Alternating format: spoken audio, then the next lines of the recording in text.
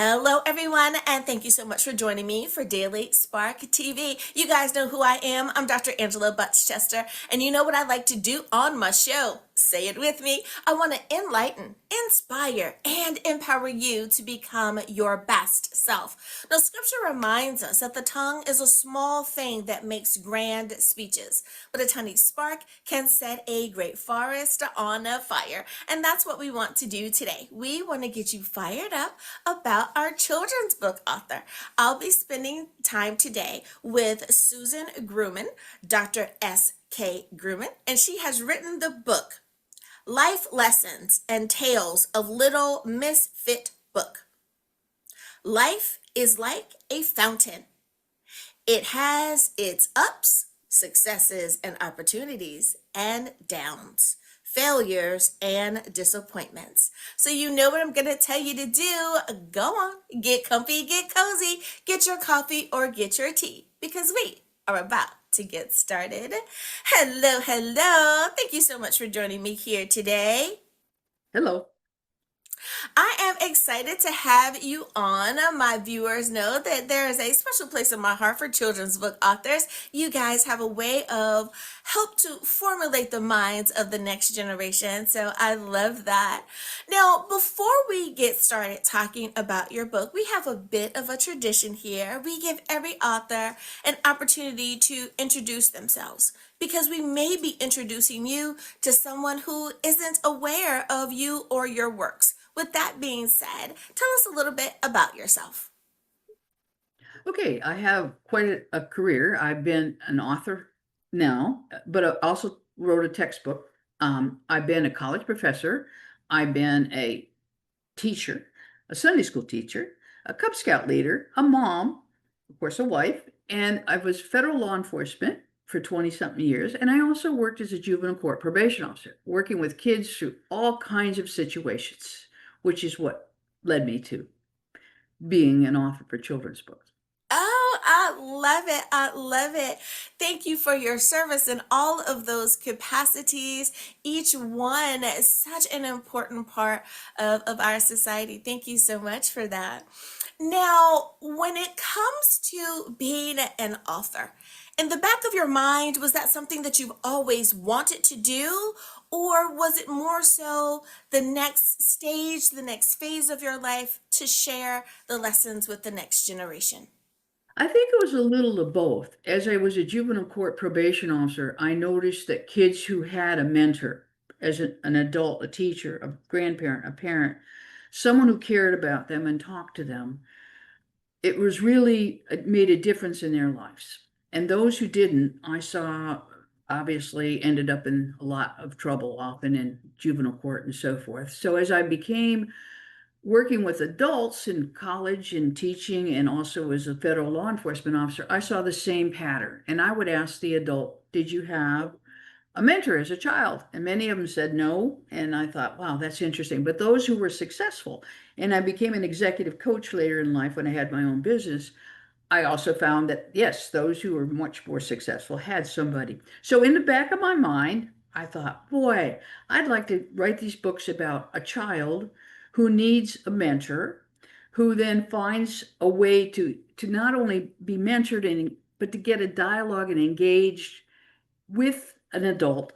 So as they grow up, they'd have someone, not only because these are humorous tales that they laugh out loud with, but they would have bonded with and have a chance to go back and say, whether it's grandma or nana or nona, do you remember that story, that tale we laughed about? Well, I've got a situation. And that's kind of what I wanted. I wanted them also to ask their adult companion about their life lessons. And instead of learning all of it, as I mentioned, all of it on your own, it's better to learn sometimes life lessons from someone who can share their successes and failures. Oh, I could not agree with you more. As putting on my counselor's hat, when we talk in couples counseling, one of the questions that I tend to ask is, have your parents how long have your parents been married? And people think that that's an odd question, but usually I'm asking that because it's, are they able to mentor you? We look to our parents for the do's and don'ts in the various stages of our lives, and the same way that they are our mentors when it comes to our marriages. You are so right. Having that grandparent sometimes is so important because they're able to give you that wit and wisdom in a way that your parents aren't, because your parents are parenting, right? They're being maybe a little bit more strict, a little bit more stern because they are that parent. And grandma and grandpa are able to do it with that hug and some love, and be that mentor that that child needs depending on their age. But you're so right. Pastors, aunts, uncles, your favorite teachers. You are absolutely positively correct. I've had some wonderful teachers in my lifetime, and I am so grateful for them because they do make life a little easier. Mentorship, so important. Now, when it comes to the title of your book. Now, I do understand that this is book three in your series, but I do want to ask about the title of this book. How did you decide what the title would be? Many times authors say, "Oh, Dr. Angela, it came to me in the middle of the night and I wrote the book around the title. The title was just so good." Or I had a working title all the way up to the last page of writing. I couldn't decide what the name was going to be. What's your story with the title of this book? Well, actually, the books series is going to have 7 books, and I thought about them from the very beginning. As she was growing up, book 1 is 3.5 to 8, book 2 is 9 and 10, and book 3 is 12 to 15. So she's now going to be a young teenager, and at this point, going through the most difficult time of her life is what I tell them in this book, because their bodies are changing, they don't feel like they fit in, and they don't feel like, they often feel like a misfit. And that's part of what I thought, well, what can I help them understand? That yes, life is like a fountain, it has its ups and downs, so that you can look for the success and opportunities and try to celebrate those, but also learn from your downs, your failures and disappointments, but also try to have your mentor engage with dialogue with you to help you work through those situations. So if they start really young at the first book and read as with the adult all the way through, my goal was to have them build this bond and dialogue and laugh out loud together. What better way? It's not preaching, it's telling humorous tales that they can laugh together. And then they can relate to these hopefully later on when they find themselves in a difficult situation. Oh, I really like that. And as you were listing out the age groups, it made me think about a popular series that adults watch, that we have been able to watch and read our books and our programming as people age and mature. Why shouldn't children be able to do the same thing? Oh my goodness, that is such an amazing concept. Thank you for that. Now let me ask you about the actual reading of the book. Would you say that because this one, the age group is a little bit older, is it okay for a younger child, the child that's still on book two? Can the Yeah, child on book two read book three? yeah, they can, and but I would hope that later on, as they get a little older and actually become a young teen, or I call them betweeners too, to Mhm. 12 to 14, that they go back and reread it. But the idea is for the adult to read it too, so that they're aware of the situation and laugh together, and then realize that they can share their own life lesson. It's not meant to just be the life lessons in the book. It's meant for the adult to say, and then, the little one to ask, well, Nana or Nona or Grandma or Grandpa, did you do that? What would you do in that situation? And I'm hoping as they read these, they can prepare themselves a little more too as they grow up and become a young teen, because we know that conformity is a big thing for young adults, teenagers, betweeners. But we also know that people feel like they don't always fit in, and that's where the little misfit comes in. But she learns to use humor and what I call the 5 C's, okay? And I've got them listed here because I want them to just realize competence, confidence, character, connection, and caring. So that she's really learning all of these. And as she grows older into the book 3, it's a little more, the stories are a little bit older, but they still can be shared with a younger age. Absolutely, absolutely. Well, it is time for us to take a very short break, but before we do, we know that this book is available on Amazon and wherever books are sold. But if someone wants to reach out to you, can you put it into our remembrance? What is your website? It's www.skg for my initials hyphen creations.com. Alrighty, everyone, you know where you can get a copy of the book. We'll be back right after this.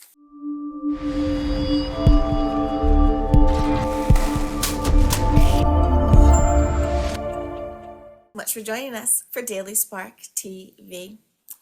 Now, I love that you have created this series in a way that the children are able to grow with the book. As they grow, they're able to go back and pick up one of their old but true books, right? And be able to say, hey, I remember this character. There's a new book in the series. Let me check out the adventures for them at the age or stage that I'm in now. I think that is awesome. But I wanted to ask you about creating the character themselves. Why was it important that they have the personalities that they have and have the experiences that they're having in book 3? Well, I think it starts with her name. The character's name is Ivy Sue Klutz. And obviously, that's a funny name, but it's also people, who don't fit in, whether it's because of their name or their weight or a disability. They often feel like they're a misfit. Well, she felt like she was a misfit for different reasons. She was also a tomboy. And when she was growing up, everybody was a girly girl, and she had to wear dresses to school, and she hated that. She hated pink. So as she got to be a little older, she found using humor was a way to help her get through life. And that's where she used even humor on her own name. When the teacher asked her, what's your name? Would you stand up and say your name? And she says, I.S. Klutz. She used her initials instead. And the teacher says, I.S. Klutz? And she says, you too? Well, because she wants the kids to really realize that she can make fun of her own name too and fit in and the kids love her humor. And so that's how she begins to realize that as she's growing older, it's good to have humor no matter what you do in life, and realize that's part of the life is like a fountain. Look for those successes and opportunities. And even with your disappointments and failures, try to find a little humor in life.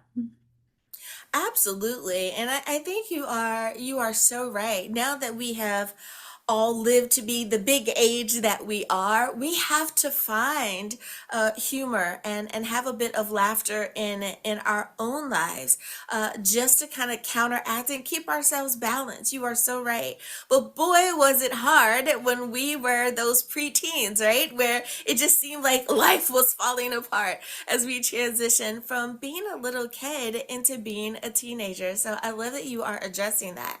One of the things that you also talk about is confidence and finding your self confidence, something that is so important for our young people to not only establish but to understand.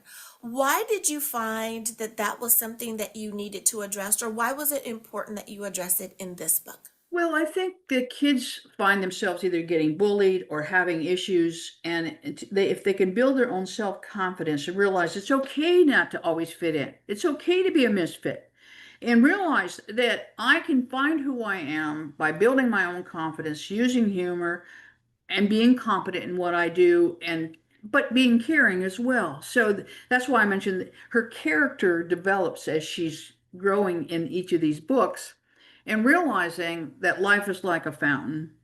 I tell them to get a picture of the fountain. I put that in the book even, and look at a fountain. Realize that you're going to go through you're going to go through this challenge in your life with this time of life.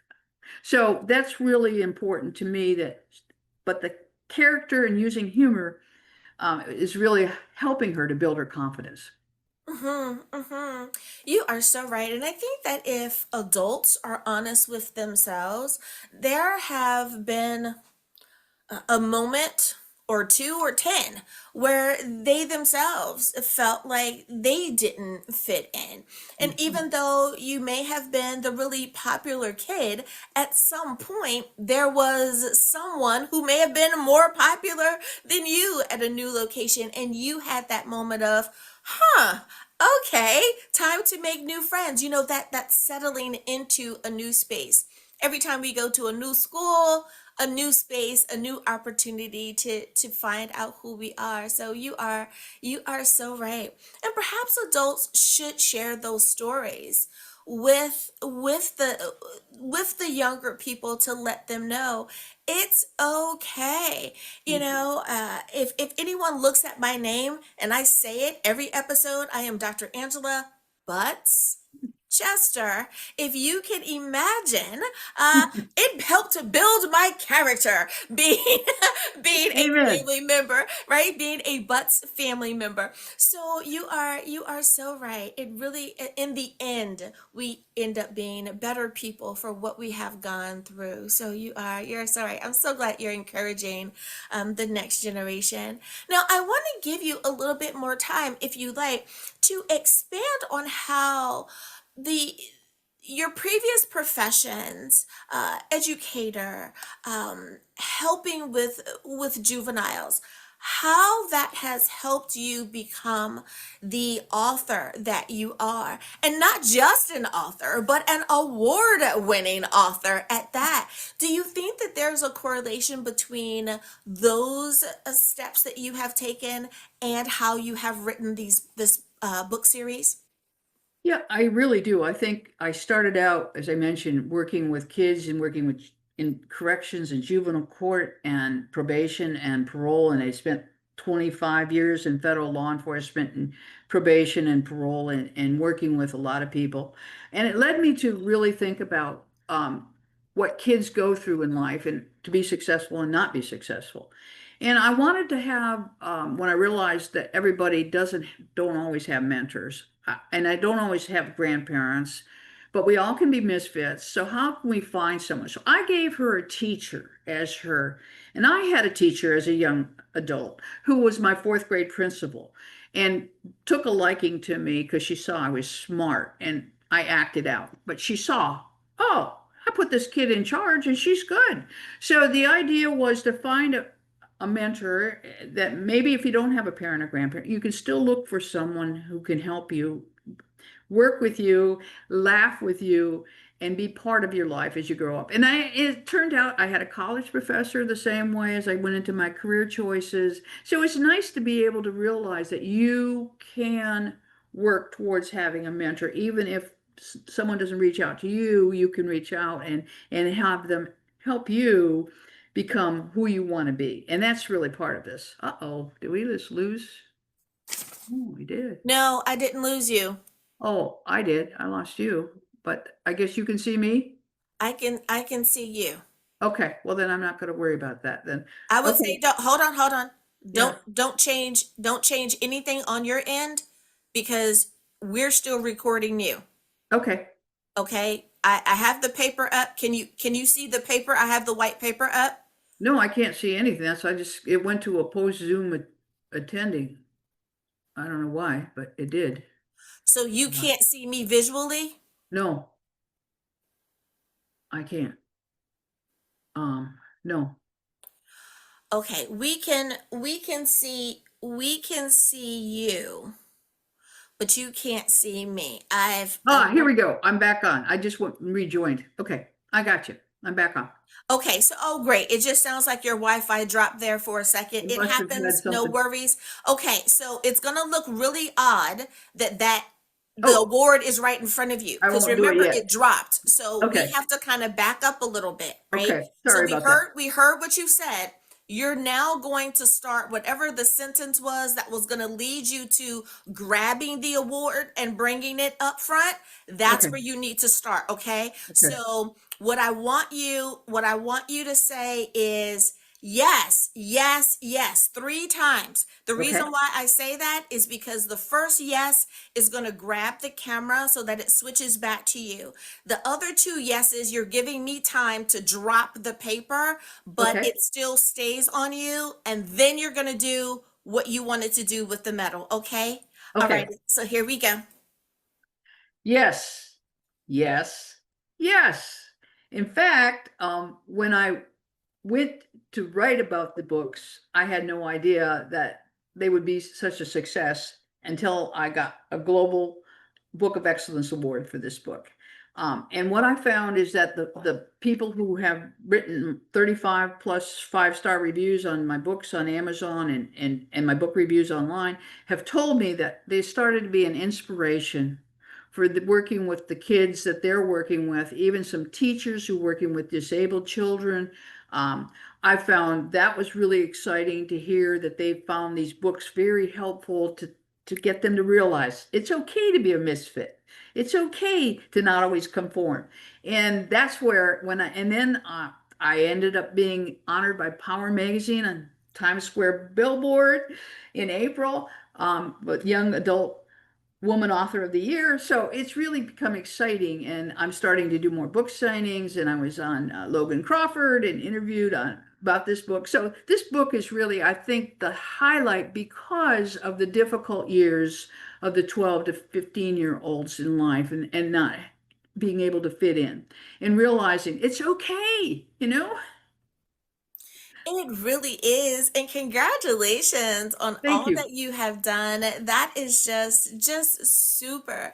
And as an author, I know what it's like to pour into your work and to have the end result the way that you pictured it in your mind, the vision that God gives to us about the things that we write, and to have it come to fruition, and the awards, the all that is being given to you is just confirmation that you heard it correctly, you saw it correctly, you wrote it correctly, and people really did need your voice in that space. And so absolutely kudos to you following that vision and doing exactly what you were supposed to do there. I love that.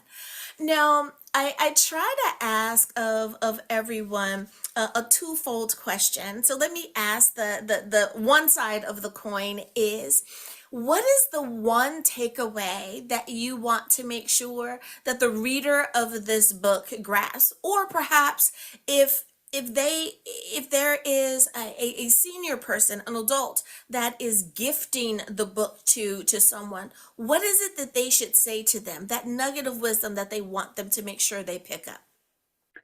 I think there's two things. One, I think they need to say to them, these are humorous tales of life, life lessons. And I would like to read them with you and share my life in humor, and for us to have dialogue, engage together, and laugh out loud. I mean, that's really the key. So they bond and they become close, so that when later on in life, the child or young adult, young teen finds themselves needing, they can maybe remember the story or remember something that was shared with them, and they will go back and have a great conversation and dialogue and engage and be inspired as well by working with their mentor, whoever that is in their life. And then it's for the young teen, I really think it's meant to help them realize they're not alone, and they can learn. They don't have to learn all the failures on their own either. As I say, it's okay to learn disappointments and failures from another person. It's better if you don't have to learn them all yourself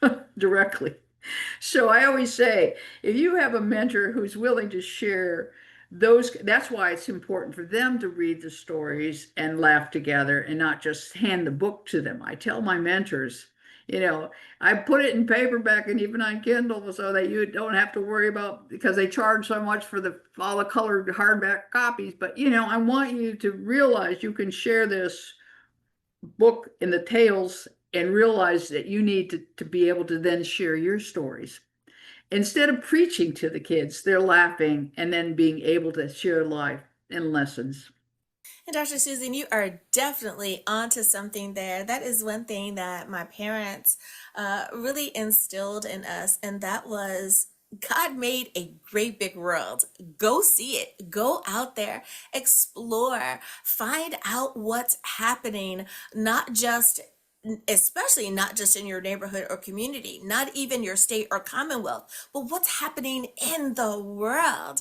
You Mm. know, get out there and see there's such a beautiful world out there. I could not agree with you more. It really does help expand who we are as human beings on this third rock from the sun. So I love that you have that encouragement there. Now, I realize that authors many times have such huge visions for what they want to accomplish and leave as their legacy. So let me extend that question to you as well. What's next for you? How do you see this project having the biggest impact on a generation? Well, I'd like it to be turned into either a video animation series or even a movies, because I think even one of my little girls who read one of the books told me I even like it better than Nancy Drew.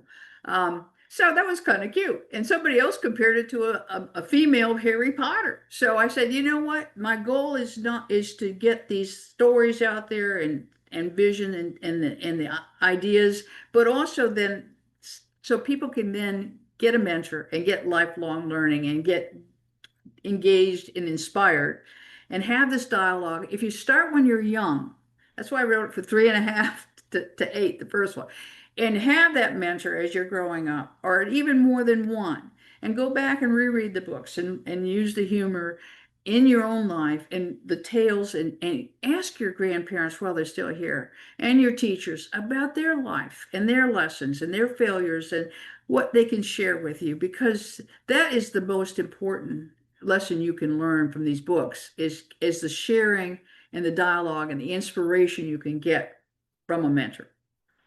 I agree, and this is going to be so awesome because when you get her to her adult self, that now means that your mother and your aunts and your older siblings will they themselves will now have a book that they can read in the series, and it's like, oh my goodness, I can't wait until I'm old enough to read my mother's book or my sister's book, right? You know, into her version of the book as well. And what a beautiful way of having that intergenerational conversation. Hey, we've all been a part of this book club with this book now, and let's talk about our book and how she has progressed, and to see what a great way to bring family together. So thank you again, Dr. Susan, for being a guest on Daily Spark TV.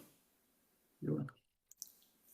Viewers, thank you for spending some time with us here today as well. You could have been anywhere, but you chose to spend it with us, and I thank you for doing so. As always, may the Lord continue to shine his face upon you. May you receive his grace and his mercy in all that you do. Until next time, everyone, remember that you are blessed in the Lord. Have a great day, everyone. Bye-bye.